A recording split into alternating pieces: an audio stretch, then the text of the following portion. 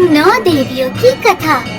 प्रत्येक वर्ष साल में 2 बार ही बनाए जाने वाले नवरात्रों में माँ दुर्गा की पूजा उपासना की जाती है। इन 9 दिनों की उपासना में माँ दुर्गा के भिन्न भिन्न रूपों का अपना एक अलग ही महत्व है।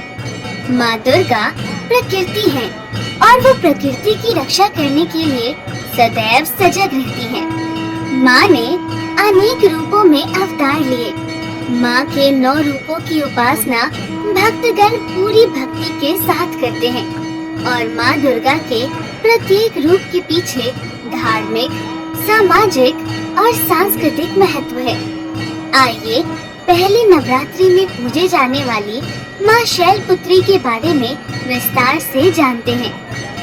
माँ दुर्गा का सर्वप्रथम रूप शैलपुत्री है। हिमालयन के यहाँ पुत्री के रूप में जन्म लेने पर उनका नाम सती पड़ा। एक बार की बात है, सती का विवाह भगवान शिव के साथ हो चुका था, किंतु इस विवाह से प्रजापति बिल्कुल भी प्रसन्न नहीं थे और उन्होंने अपने भवन में एक बड़े यज्ञ का आयोजन किया।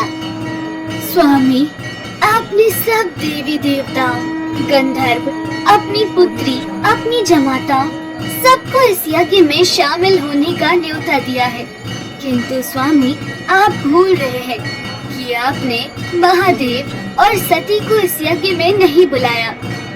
कौन महादेव? वो जो हर समय मरे हुए लोगों की भस्म से अपने शरीर को रंगते हैं, जिनके इर्द गिर्द दैत्य और गणों का जमावड़ा रहता है। उस पुत्री को निमंत्रण दूं जिसने अपने लिए एक ऐसे वर की इच्छा की है। मैं इस महायज्ञ में ऐसे किसी भी साधु को आमंत्रित नहीं करूंगा जिसके माता पिता तक का नाम भी न पता हो। किंतु स्वामी, ये तो आप अपनी पुत्री के साथ अन्याय करेंगे। अगर अन्याय है तो अन्याय ही सही, लेकिन मैं महादेव और सती को अपने महायज्ञ में आमंत्रित नहीं करूंगा।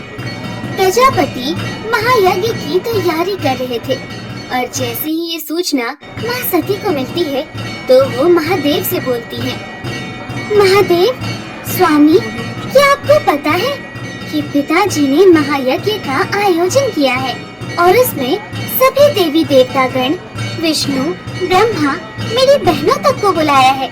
चले स्वामी, हम भी चलते हैं। इस बहाने से मैं अपनी बहनों और माता से मिल लूंगी। माँ सती की बात सुनकर महादेव मुस्कुराने लगते हैं। स्वामी, आप यहाँ मंद मंद मुस्कुरा रहे हैं। आप मेरी मन की व्यथा नहीं समझ रहे हैं। पिताश्री ने इतने बड़े यज्ञ का आयोजन किया है, हमें वहाँ जाना चाहिए। प्रिय, ये अच्छी बात है कि आपके पिताजी ने एक महायज्ञ का आयोजन किया है तथा सभी को आमंत्रित किया है, किंतु सती, तुम भूल रही हो कि उन्होंने हमें आमंत्रित नहीं किया है और बिना किसी के निमंत्रण के जाना सभ्य नहीं होता। आप भी कैसी बातें कर रहे हैं महादेव? भला एक पिता अपनी पुत्री को निमंत्रण पत्र क्यों देगा? ये तो पुत्री का कर्तव्य है कि अगर उसके मायके में कुछ हो रहा है तो वो बिन बुलाए चली जाए। नहीं प्रिय, ये बिल्कुल अनुचित है। माना वो तुम्हारे पिता हैं और तुम उनकी पुत्री हो, किंतु तुम अब विवाहित हो। तुम्हारा विवाह मेरे साथ हुआ है। मैं ये नहीं कहता कि प्रजापति मुझे आकर निमंत्रण दे, लेकिन अगर उन्हें तुम्हें बुलाना होता तो वो तुम्हें निमंत्रण अवश्य देते। इसीलिए हम दोनों का वहाँ जाना उचित ना होगा।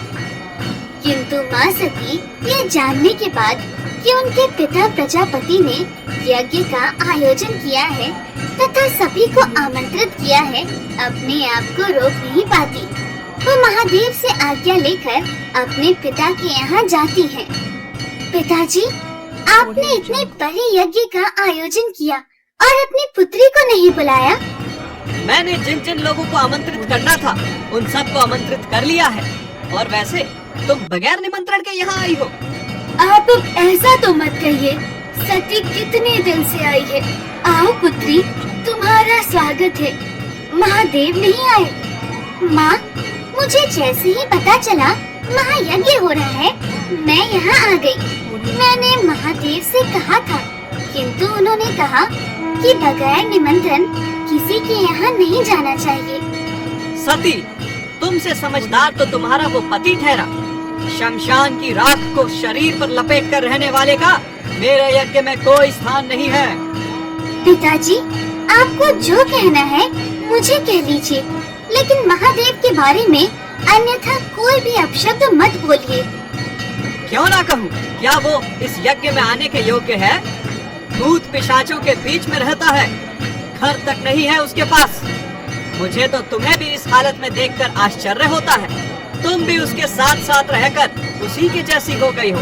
देखो अपनी बहनों को, उनके पतियों को, सबके वस्त्र देखो, आभूषण देखो। आखिर उस अघोरी ने तुम्हें दिया ही क्या है? बस कीजिए पिताजी, मैं आपको कुछ नहीं कह रही हूँ, तो आप महादेव के बारे में कुछ भी बोले जा रहे हैं। सही कह रहे थे महादेव, मुझे यहाँ आना ही नहीं चाहिए था। जहाँ एक स्त्री के पति का अपमान होता हो, उसे उस स्थान पर रुकना ही नहीं चाहिए। तुम्हें मैंने वैसे भी निमंत्रण नहीं दिया था। तुम अभी इस समय इस यज्ञ से चली जाओ। अपना तथा महादेव का अपमान माँ सती सह नहीं पाई और उन्होंने अपने पिता प्रजापति को दंड देने के लिए स्वयं को यज्ञ की अग्नि में स्वाहा कर दिया।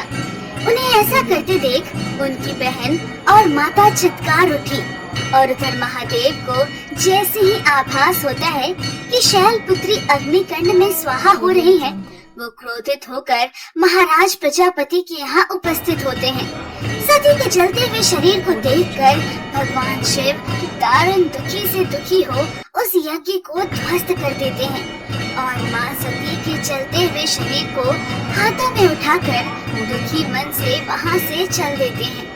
माँ सती के शरीर के जलते हुए अंग जहाँ जहाँ पर गिरे वो धरती पावन हो गई। वहीं माँ सती आगे चलकर हिमालय के यहाँ पुत्री के रूप में जन्म लेती है और अगले जन्म में भी वो भगवान शिव की अर्धांगिनी बनती है।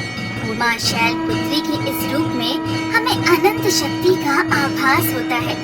माँ शैलपुत्री का वाहन गाय है तथा माता के इस रूप की आराधना करने से मनुष्य का चंद्रमा सही रहता है। वही दूसरा नवरात्र माँ दुर्गा के स्वरूप ज्ञान की देवी ब्रह्मचारिणी का मनाया जाता है। माँ ब्रह्मचारिणी की कथा मनुष्य को जीवन के कठिन क्षणों में संबल बनने की प्रेरणा देती है। माँ ब्रह्मचारिणी ने भी हिमालय के यहाँ पुत्री के रूप में जन्म लिया और जब उनके विवाह की बात चली तो एक दिन नारद मुनि उनके समक्ष उपस्थित होते हैं। नारायण नारायण। हे माते, आपके घर में आपके विवाह की बातें चल रही है, किंतु मैं यहाँ ये अवगत कराने आया हूँ कि आप अपने पिछले जन्म में सती थी और आप भगवान शिव की अर्धांगिनी थी। आपके देह दाह करने के पश्चात भगवान शिव घोर तपस्या में लीन हो गए। हे माते, संसार के कल्याण के लिए तथा महादेव की तपस्या को समाप्त करने के लिए आपका भगवान शिव से विवाह होना अत्यंत आवश्यक है। हे ऋषिवर, आपने मुझे इस बात से तो अवगत करा दिया, किंतु महादेव को मैं कैसे पा सकती हूँ, इसका वर्णन तो आपने किया ही नहीं। नारायण नारायण। आप तो स्वयं ज्ञान से परिपूर्ण है माते, और आप ये भली भांति जानती हैं कि महादेव को पाना इतना भी सरल नहीं है। उसके लिए तो आपको तपस्या करनी होगी। आपकी तपस्या ही महादेव को फिर से प्रकृति के समीप ले आएगी। महादेव के विवाह के लिए जब माता अपनी माँ और पिताजी से आज्ञा लेती है, हे पुत्री, महादेव ही क्यों, इतनी कठिन भक्ति के लिए मैं तुम्हें कैसे आज्ञा दे सकती हूँ। मैं तुम्हारे लिए उनसे भी अच्छा सुयोग्य वर ढूंढ सकती हूँ। पुत्री, हम तुम्हें इतने कष्ट में नहीं देख सकते। माता, पिताजी, मैं पिछले जन्म में महादेव की अर्धांगिनी थी और इस जन्म में भी मैं महादेव की ही अर्धांगिनी बनूंगी। इसके लिए मैं भगवान महादेव की कितनी भी कठिन उपासना कर सकती हूँ। मुझे मेरे कर्तव्य से ना रोके। आप दोनों मुझे आज्ञा दें कि मैं अपनी तपस्या में सफल हो जाऊँ। माँ को अपने वचनों पर अडिग देखकर उनके माता पिता उन्हें तपस्या की आज्ञा दे देते हैं। भगवान महादेव के बारे में सब जानने के बाद माँ ब्रह्मचारिणी उपासना में बैठ जाती है और लगातार 1000 वर्षों तक वो महादेव की तपस्या करती है। माँ को कन्या के रूप में भगवान शिव की तपस्या करते हुए देखकर ही उनका नाम ब्रह्मचारिणी पड़ता है। वो वर्षों तक केवल टूटे हुए बिल्व पत्ते खाकर भगवान शिव की आराधना करती है। फिर वर्षों बाद वो पत्ते भी खाना छोड़ देती है, जिससे माँ का एक नाम अपर्णा भी पड़ता है। माँ इतनी कठिन तपस्या कर रही थी कि उनका शरीर एकदम छिन्न हो जाता है।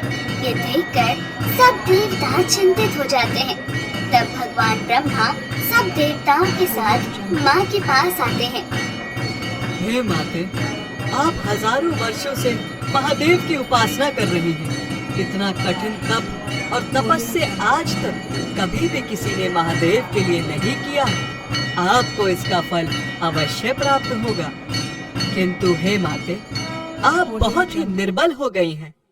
भगवान शिव चंद्रमौली रूप में आपसे ही विवाह करेंगे, किंतु अभी आप अपने घर जाकर विश्राम कीजिए। हे ब्रह्मदेव, मैंने जब उपासना का संकल्प लिया था तो ये प्रण भी लिया था कि जब तक महादेव स्वयं आकर मुझे इस तपस्या से नहीं रोकेंगे, मैं ये तपस्या कभी बंद नहीं करूंगी। किंतु हे माते, आप इतनी अत्यंत दुर्बल शरीर के साथ उपासना कैसे कर पाएंगी? मैंने आपके माता पिता को संदेश भिजवा दिया है। वो किसी भी क्षण यहाँ आकर आपको ले जाएंगे। मैं तब तक अपने घर नहीं जाऊंगी जब तक महादेव स्वयं आकर मुझे दर्शन नहीं दे देते। माँ अपने माता पिता को भी यही बोलती है तथा उन्हें वहाँ से चले जाने को कहती है। फिर वो वर्षों तक भगवान शिव की इसी तरह ही उपासना करती रही और एक दिन भगवान शिव उन पर प्रसन्न हो जाते हैं। हजारों वर्षों से तुम्हारी कठिन तपस्या ने मुझे विवश कर दिया कि मैं स्वयं तुम्हारे सामने उपस्थित हूँ। आपके दर्शन पाकर मैं धन्य हो गई महादेव, किंतु जब तक आप मुझे इस बात का आश्वासन नहीं देंगे कि आप मुझे अपनी अर्धांगिनी के रूप में स्वीकार करेंगे, मैं अपने घर नहीं जाऊंगी। तुम्हारी कठिन भक्ति देखने के बाद मैं तुमसे विवाह अवश्य करूंगा। तुम्हारी इस कठिन भक्ति के लिए तुम सदा अपने भक्तों के बीच में ब्रह्मचारिणी के रूप में प्रसिद्ध होगी तथा तुम्हारे इस रूप की पूजा जो कोई भी व्यक्ति, देवता या गंधर्व करेगा, कठिन संघर्षों के बीच में भी कभी उसका मन विचलित नहीं होगा। भगवान शिव के दर्शन देने पर तथा सभी देवी देवता भी उस समय वहां उपस्थित हो जाते हैं और भगवान शिव से आग्रह करते हैं कि वो जल्द से जल्द माँ से विवाह कर पृथ्वी पर हो रहे अत्याचारों को समाप्त करें। उसके बाद माँ ब्रह्मचारिणी अपने घर लौट आती है और कुछ समय पश्चात भगवान शिव का विवाह उनके साथ हो जाता है। माँ के हर रूप की अपनी एक अलग ही महिमा है। वो हमें कठिन से कठिन समय पर विचलित न होने का संदेश देती है तथा अपने कर्म को सर्वोपरि रखने का उद्देश्य भी देती है। और जो भक्त माता का स्मरण दिल से करता है, उसकी सभी मनोकामनाएं पूर्ण हो जाती हैं।